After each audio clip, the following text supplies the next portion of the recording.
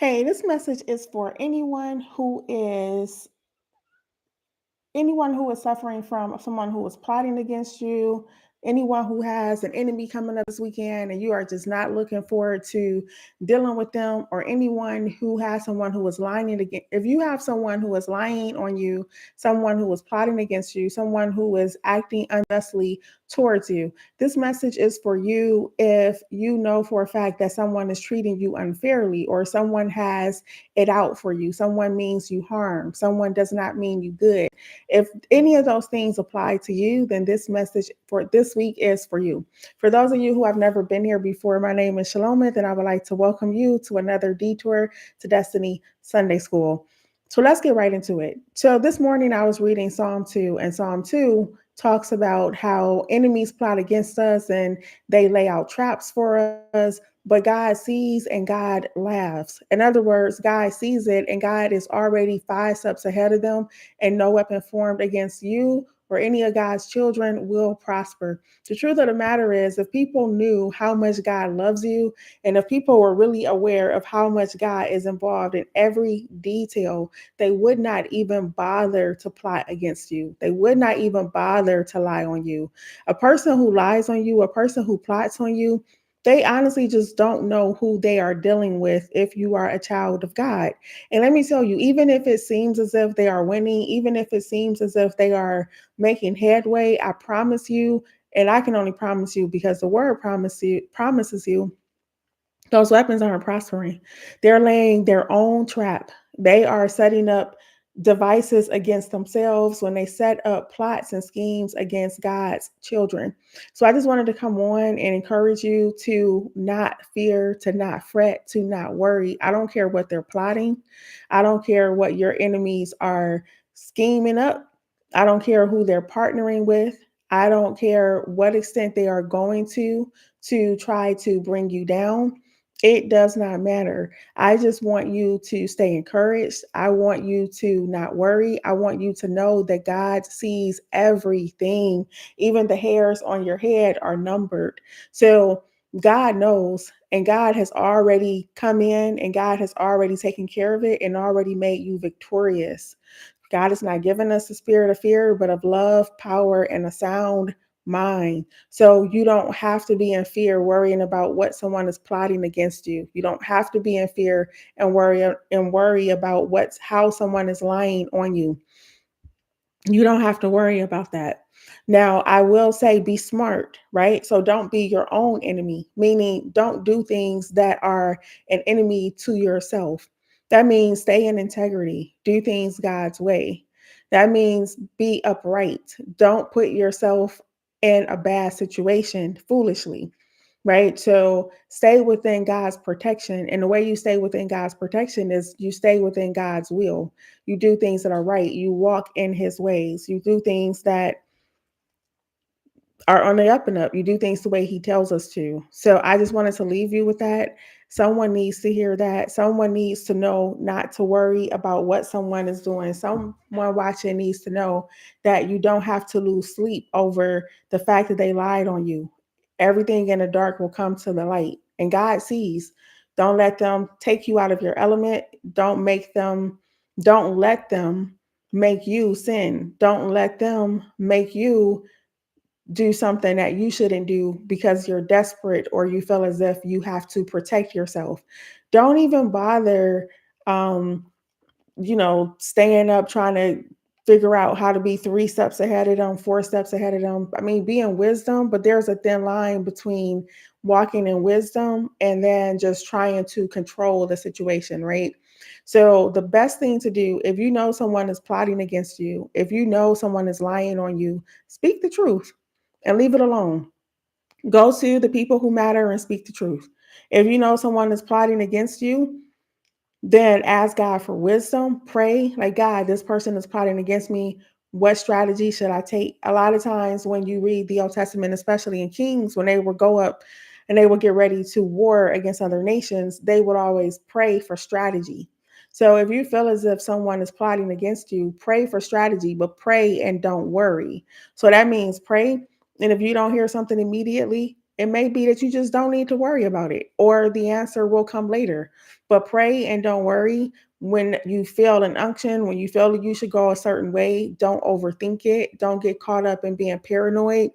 Just do what you think is best. And if it's truly what you think is best in the moment, God sees that, God's honor that. But ultimately, it's not going to be anything that you do anyway.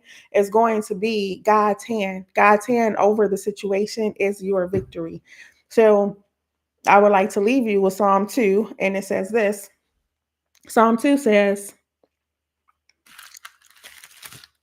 go to Psalm 2. And I encourage you to read Psalm 2 throughout the week.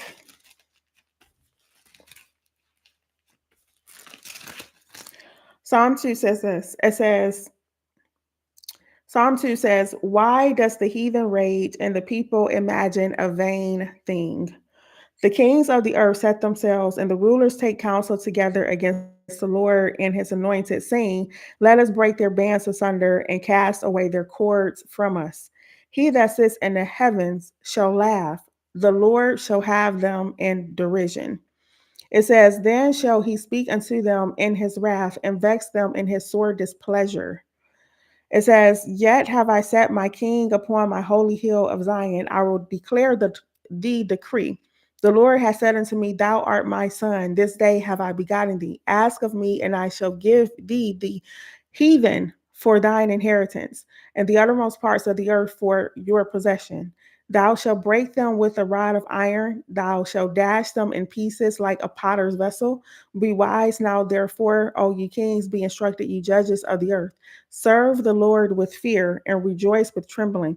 Kiss the Son, lest he be angry, and you perish from the way, when his wrath is kindled but a little. Blessed are all they that put their trust in him.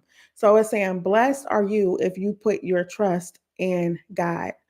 The wicked, they plot against you, but God sees and laughs. And when you read Psalm 2, it's reassuring you that you're going to obliterate them. Like, you're going to come out victorious. You're going to come out on top. So don't even worry about it. I hope that this message gives you peace. I hope that this message gives you confidence. I hope that this message gives you the assurance that you need for the week. Don't worry. Don't fret. Don't worry about what your enemies are given. Stand firm in God's promises. No weapon formed against you shall prosper. God sees everything. If they knew how much God loved you, if they knew how much God sees everything, they wouldn't even bother. But the fact that they don't know is to their own demise, not yours. You have not been given the spirit of fear, but of love, power. Walk in your power. Don't walk timid. Don't walk afraid. Don't walk scared. Walk in your power. Speak the truth. Stand up for yourself in boldness. You don't have to just lay down and let people walk over you in the name of being humble and Christian. That's not what Christians do. Christians speak boldly and walk boldly in truth and what's fair and what's honest. So stand up for yourself and boldness, because a lot of times us not standing up for ourselves is not because we're being humble. It's honestly because a lot of times we're afraid. A lot of times it's because we're fearful. But let go of that fear so that you have the confidence to stand up for yourself, so that you have the confidence to speak up and to speak your truth and to call out a liar when they're lying on you. You don't have to just let stuff roll over. Now, whatever the outcome is, a lot of times the lesson is just so that you can practice assertiveness. Sometimes the battle, sometimes the challenge is just so that you can get used to building a character of boldness in you. A lot of times you may not, your time may be up in that situation. Your season may be up at that job or in that position or in that partnership. Your season may be up. It may be time for you to move on. But God may still want you to exercise boldness and speak up for yourself and say what's right and stand on what's right. A lot of times, opposition is the opportunity for you to practice boldness.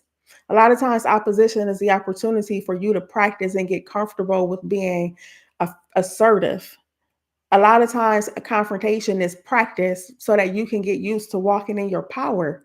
So take advantage of every opposition. Take advantage of your enemies coming up against you, and take advantage of it and use it as an opportunity to practice and rehearse boldness, to practice and rehearse speaking up for yourself. Because in all honesty, no one can open a door that God closes, and no one can close a door that God opens. But no matter what, whether God is opening a door or closing a door, when you're up against opposition, it's an opportunity for you to build the character of boldness, of power, and assertiveness. So pray with wisdom. God, how do I handle the situation? God, what are the right words to say in wisdom and in truth? Sometimes it may call for you to be quiet, and sometimes it may call for you to speak up, but God will let you know. God will let you know. But no matter what, don't fear. You have not been given the spirit of fear, but of love, power, and a sound mind. Sound mind meaning you shouldn't be ruminating over it all day. You shouldn't be worried all day about what they're plotting and what may happen and what they're doing. That's not a sound mind. That's a mind that's overtaken with anxiety. So walk in the spirit of the gifts you have been given: love, power, and a sound mind. Read Psalm 2 to keep you anchored throughout the week. And until next Sunday, be blessed. Love you.